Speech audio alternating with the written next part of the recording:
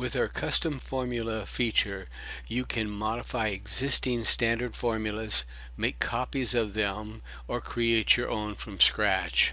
This video will build on the standard formulas training video just above this one on the page you came from. We'll begin by covering the relationship between the questions and the formulas window. We're going to open the question list, and when you click on it, you want to click on Edit or Answer Questions.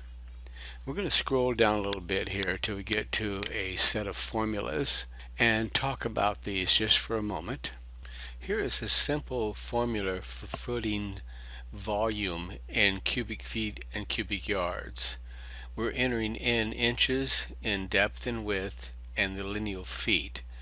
We'll go to the form, and on the form you control all of the elements that are allowed and the actions that are taking place. Then on the build window, which I'll click on now, you have the actual formula, and here's where you build formulas, but we're just briefly going over this time.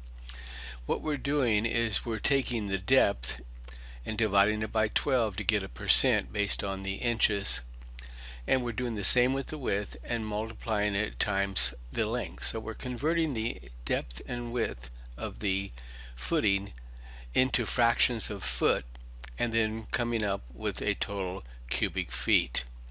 We can test the formula, but we do not have any values in here now, so we're going to go back and I'll show you that.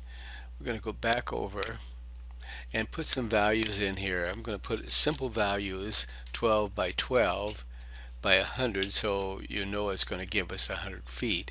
Then we're going back into the formula and back to the build screen.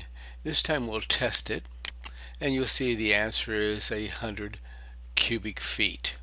If we go back to the second formula, which converts it into cubic yards, and we test it here, you'll see we've got 3.7 cubic yards.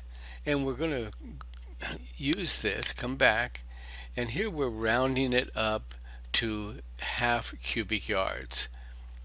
This is a simple formula, but just to get you introduced to what's going on and what some of the tools are.